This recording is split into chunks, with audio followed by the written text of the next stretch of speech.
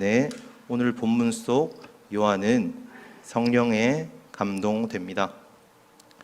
그리고 요한은 환상 가운데서 부활하신 예수 그리스도를 대면하게 되지요.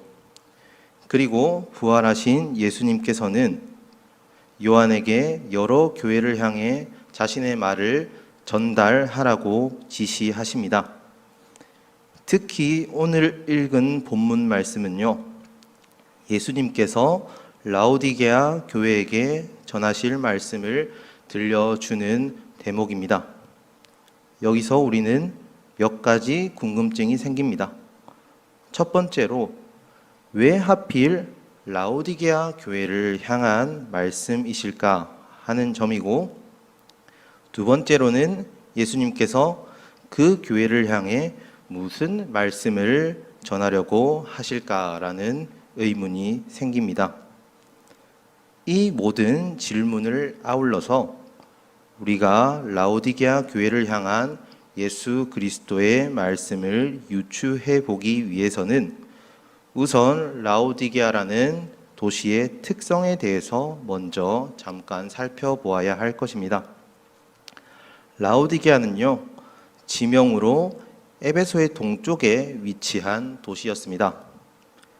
그 도시는 다른 도시들의 교차점에 놓여 있어 우편 통신로로서 주요한 역할을 하였고, 주변 도시와 함께 번영하여 무역의 중심지로 성장하였습니다.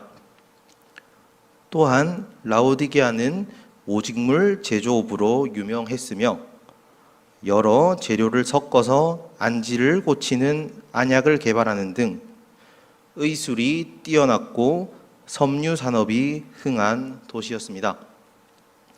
그러니까 한마디로 남부러울 것 없는 그러한 근사한 환경이 펼쳐진 곳이 바로 라오디게아라는 지역이 가진 특성이었습니다. 그리고 그곳 내에 위치한 교회는요, 거짓 교사나 로마의 핍박으로 인해 어려움을 겪지 않는 평강이 깃든 환경 가운데에 세워져 있었습니다. 그렇다면 성도님들, 더 궁금해지지 않습니까? 아니, 예수님께서는 이렇게 빈틈없고 생활이 쾌적하고 삶이 역동하며 문화가 융성한 곱게 깔린 청록 융단과 같은 도시에 위치한 이러한 교회를 향해 어떤 말씀을 하시려고 하셨을까요? 라오디게아 지역만 놓고 볼 때는 정확히 예수님께서 말씀하시고자 하신 내용을 유추하기가 어렵습니다. 이를 조금 더 알아내기 위해서는 본문을 따라가 보아야 합니다. 라오디게아 교회에게 편지하라고 하신 내용 후에 어떤 말씀이 따라오죠? 예수님을 향한 요한의 찬미가 따라옵니다. 아하, 예수님을 묘사하는 그 찬미 내용을 찬찬히 살피면 예수님께서 오늘 그 교회에게 무슨 말씀을 하시려는지가 조금이나마 분명하게 드러나지 않겠습니까? 한번 보도록 합시다. 요한은 그분을 향해 이렇게 찬양합니다. 첫 번째로는 아멘이시요. 이 아멘은 히브리어 아멘을 헬라어로 음역한 것으로 진실로 그러하다라는 의미를 가집니다. 이는 신뢰성, 안정성, 확고함 등을 나타내는 단어로 중요하거나 진리를 보증하는 예수님의 신실하심을 뜻합니다. 둘째로는요, 충성되고 참된 증인이시오 라고 말씀하고 있는데요, 이는 첫 번째 칭호를 보다 더 강화하는 말로 원어로는 신실한이라는 의미를 담고 있습니다. 이는 예수님이 하시는 말씀은 모두 신실한 뿐만 아니라 작은 거짓도 찾을 수 없음을 말씀해 주는 단어입니다. 셋째로는요, 창조의 근본이신이라고 밝히고 있는데요. 이는 예수님께서 하나님과 더불어 처음부터 끝까지 함께 계셨던 분이심을 설명하고 있습니다.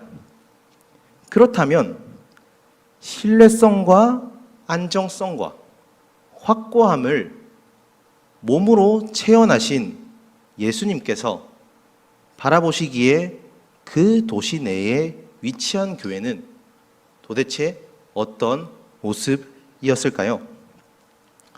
혹시 이렇게 말씀하셨을까요? 오 라오디게아여, 참으로 나와 같구나. 너 샤론의 꽃이여, 온열의 햇살처럼 찬란하도다. 혹은 찬란한 새벽별과 같은 교회야, 너희를 아끼노라.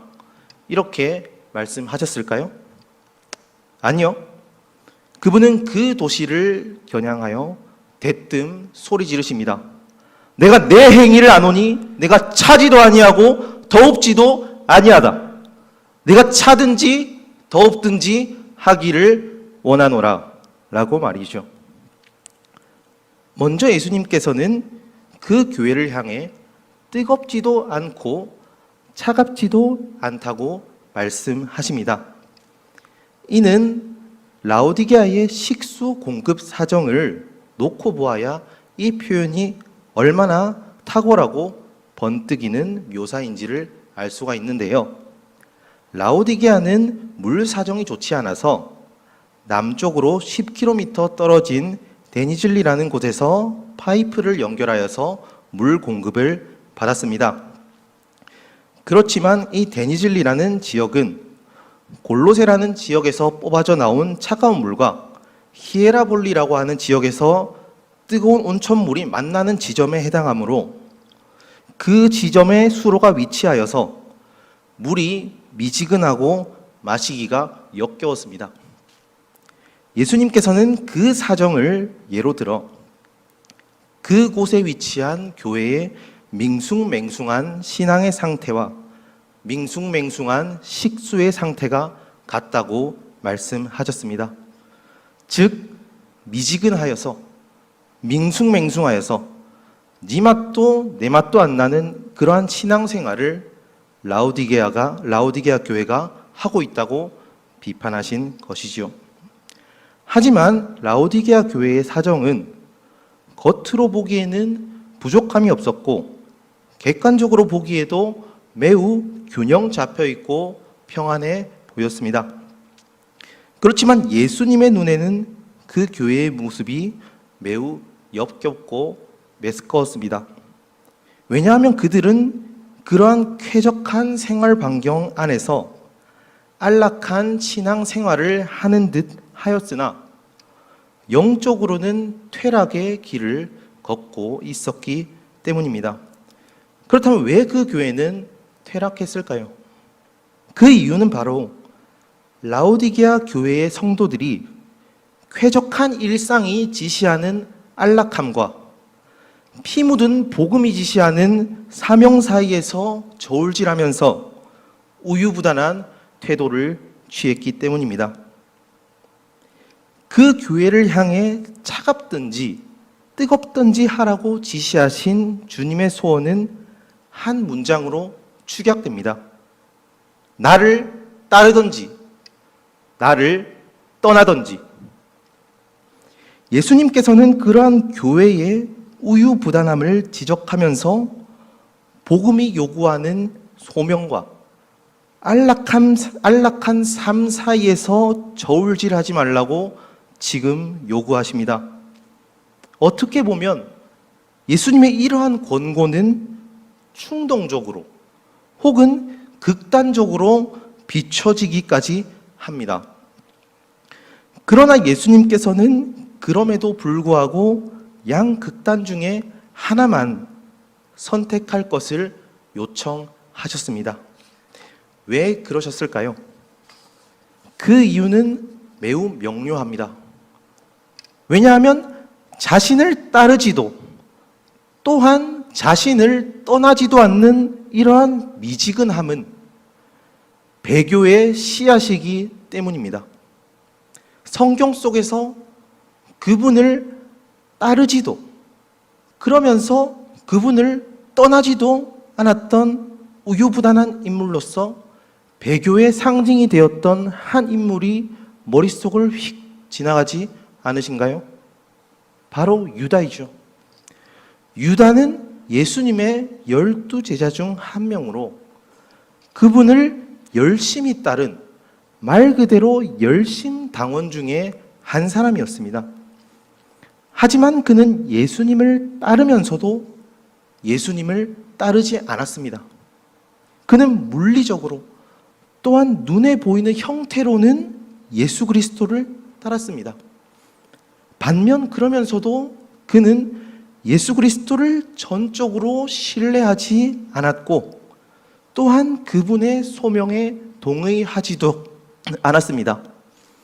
그리고 유다는 예수님을 따른다고 하는 그것을 구실 삼아서 돈바구니에 손을 집어넣는 그러한 자였습니다. 그는 언제나 냉철하였고 마리아가 향유 옥합을 주님의 발 앞에 깨어뜨리는 그러한 상황 가운데서 모든 제자들이 당황하여서 머뭇머뭇거리는 그 순간에 그는 상황을 멀리서 관조하면서 비아냥댑니다. 이렇듯 그는 예수님의 진영에 속해 있으면서도 예수님의 진영 밖에 있는 자였고 예수님을 따르는 무리 안에 속해 있었지만 예수님의 영에 함께 속하지 않은 그러한 비헌신적인 추종자였습니다. 또한 그러한 그의 역겨운 태도가 가장 짙게 드러나는 지점이 성경에서 어느 대목일까요? 그것은 바로 그가 겟세마네에서 예수님께 배신의 입맞춤을 하는 대목입니다. 사실 이 장면만 먼 정경에서 바라볼 때에 얼마나 아름다운 장면인 줄 아십니까? 성도님들 눈을 한번 감고 그려보십시오. 선선한 밤에 별들이 묻어서 한층 이 세상이 아닌 것만 같은 그러한 절묘한 시간에 밤이슬이 아롱져서 풀내음이 가득하게 감도는 언덕 중턱으로 한 제자가 선생을 문안하러 올라갑니다. 그리고 선생을 포옹하며 입을 맞춥니다. 그 둘의 실루엣은 마치 연인처럼 혹은 아버지와 아들의 만남처럼 다정하고 황홀해 보입니다.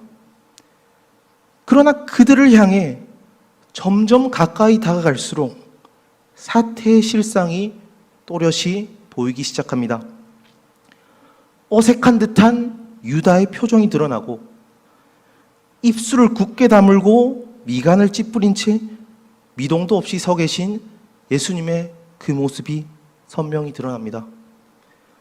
그리고 그러한 예수님의 표정을 확인한 유다의 동공이 점점 떨리기 시작하고 그 둘의 표정을 통해서 가까이 있으나 내면적으로는 매우 먼 둘 사이의 거리감을 확인하게 됩니다. 아시다시피 이 상황은요, 서로 아끼는 두 사람의 포옹이 아니라 제자가 스승을 팔아넘기는 치욕적인 장면입니다. 이 장면은 우유부단한 태도로 일관한 한 인간이 얼마나 타인을 추악하게 배반하는지를 단적으로 보여주는 예시입니다. 유다는 다정한 입맞춤으로 예수 그리스도를 죽일 사인을 고안해냅니다. 그리고 그러한 악의로 가득한 배신의 단초는 이 편도 아니고 저 편도 아닌 유다의 마음에서 비롯되었습니다. 그랬기 때문에 예수님께서는 라오디게아 교회의 태도, 즉 유다와 같이 이 편도 아니고 저 편도 아닌 그러한 밍밍한 신앙의 상태를 토해내고 싶은 심정으로 혐오하셨던 것입니다. 또한 라오디게아 교회를 향한 이와 같은 책망은 그대로 우리의 현 시대를 향해 겨냥합니다. 세계화된 도시, 금융가의 성장, 한껏 고양된 문화와 교양이 철철 흘러넘치던 그 찬란한 고대의 도시를 그대로 본뜬 듯한 환경이 우리 눈앞에 놓여 있습니다. 그리고 예수님께서는 뛰어난 통찰력을 발휘하셔서 그러한 도시 속에 있던 교회가 가진 이면을 정확히 짚어내십니다. 그 이면의 핵심이 바로 우유부단함이었습니다. 라오디게아가 도시들의 교차로로서 얼마나 많은 상이한 문화들을 흡수하였을까요? 또한 그들의 상술로 속으로는 허영에 찌들려서 서로가 서로를 멸시하는 동시에 물건을 팔기 위해서 얼마나 사람들을 향해 거짓 미소를 지었을까요? 그리고 그런 환경 속에서 성장한 교회가 교묘하게 증식된 우유부단함 속에서 그들 자신의 신앙을 얼마나 기만하였을까요? 오늘날을 살아가는 현대의 도시 또한 당시의 라오디게아 도시의 환경과 매우 유사하다는 것을 성도님 아셔야 합니다. 우선 우리도 라오디게아 도시처럼 다양한 문화를 향유하고 있습니다. 홍수처럼 쏟아지는 문화들 속에서 다양한 이점들을 우리가 누리고 있지만 그와 동시에 너도 맞고 나도 맞다, 모두 맞다라고 하는 그러한 문화 상대주의가 밀려 들어와 있습니다. 이는 세계화 사회에서 모두에게 관용적이어야만 국익 증진에 도움이 되기 때문에 생긴 사회적인 태도입니다. 그래서 사회가 발벗고 나서서 어떠한 객관적인 법이나 질서 대신에 상대적인 관점을 존중하라고 권장하고 있습니다. 그리고 그러한 유약한 태도를 유식함인 양, 또한 유덕함인 양 포장합니다. 그리고 각자 어떤 사람들이 한 태도나 신념을 꿋꿋이 관철하는 것을 야만적이고 무식한 행위로 혹은 꼰대로 낙인 찍어 버립니다. 그래서 개개인들 각자가 우유부단해졌습니다. 두 번째로 우리 또한 라오디게아 도시처럼 상공업이 발달하였고 또한 3차 산업이 발달하여서 다양한 감정 노동을 위해서 가면들을 써야만 하는 상황에 놓이게 되었습니다. 그래서 서빙을 할 때도 웃어야 하고 애들을 가르치면서도 웃어야 하고 보험을 팔면서도 웃어야 하는 왼종일 일할 때는 배를 잡고 웃어야만 하는 이러한 국면에 치달아 있습니다. 이러한 노동용 가면을 통해서 우리는 우리가 드러내고 싶은 진짜 감정을 지향하고 똑같은 표정을 지어야만 할 것을 강요받고 있습니다. 우리는 그러한 가면들 속에서 우유부단해졌습니다. 우리는 이러한 문화의 급류 속에서 또한 가면들의 늪 속에서 아무것도 선택하지 않고 아무것도 표현하지 않으며 아무런 의사도 드러내지 않는 소금 기둥이 되어버렸습니다. 그러면서도 한편으로는 이러한 진심 없는 표정들에 둘러싸인 각 개인의 내면에는 서로에 대한 짙은 불신들이 자라나고 있습니다. 예수님께서는 이러한 시대를 향해 이렇게 말씀하십니다. 너희를 토해버리고 싶다. 너희를 토하고 싶다. 이러한 맹탕과 같은 시대 속에서 불처럼 떨어진 본문 말씀은 우리의 차가운 머리를 뜨거운 도끼로 내려 찍는 듯 합니다. 그러므로 우리는 이 말씀을 듣는 즉시 성경이 요구하는 삶과 실천적인 강요에 귀를 기울여야만 할 것입니다. 우리는 우리의 시대상과 개인의 모습 속에서 반추하게 되는 차갑지도 덥지도 않은 이러한 우유부단함을 인정하고 다시금 복음이 요구하는 순결한 진리를 향하여 전적으로 돌이켜야만 합니다. 빌립보서 2장 5절에서부터 8절까지는 우리를 향해 이렇게 권면하고 있습니다. 너희 안에 이 마음을 품으라. 곧 예수 그리스도의 마음이니 그는 근본 하나님의 본체시나 하나님과 동등됨을 취할 것으로 여기지 아니하시고 오히려 자기를 비워 종의 형체를 가져 성경은 우리에게 철저하게 순종하여 하나의 일관된 태도로서 자신을 비워서 종의 형태로 낮추신 예수 그리스도의 마음을 품으라고 강요합니다. 그러므로 성도님들, 우리 모두가 예수 그리스도의 이 마음을 가집시다. 그분은 십자가에 죽기까지 일관된 순종을 보이셔서 대속의 완전한 성취를 이루어내셨습니다. 성경은 그분의 그러한 태도, 일관된 마음을 우리 또한 품어야만 한다고 강요합니다. 그러므로 우리 또한 예수님의 마음을 닮아 모두 간악한 시대 속에서 증식한 우유부단함을 내어던지고 주 안에서 종의 마음으로 뜨겁게 헌신하고 순종하고 봉사하시기를 주님의 이름으로 축원드립니다.